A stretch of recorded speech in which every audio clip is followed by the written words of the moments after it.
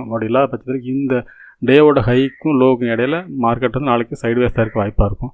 ஆனால் சைட்வேஸ்னாலும் ஹைலி வாலட்டிலிட்டியாக இருக்கும் இந்த இடத்துக்கும் இந்த இடத்துக்கும். அதாவது 500க்கும் 800க்கும் இடையில 300 பாயிண்ட் இருக்குது. இந்த ரேஞ்சுக்குள்ளே மார்க்கெட் இருக்கிறதுக்கு வாய்ப்பு அதிகமாக இருக்குது.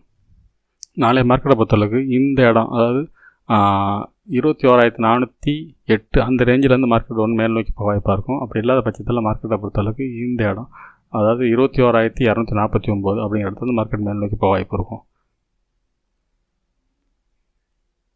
செலக்ட் ஆகல. டவுன் சைடுன்னு பார்த்தோம்னா இன்னையோட ஹை, இந்த ஹையை தொட்டாலும் மார்க்கெட் இறங்கிறதுக்கு வாய்ப்பு இருக்கும். அதேபோல் இந்த 21,655 ஒரு ஸ்ட்ராங் ரெசிஸ்டன்ஸ் எடுத்துக்கலாம். இந்த இடத்துல மார்க்கெட் இறங்கிறதுக்கு வாய்ப்பு இருக்கும்.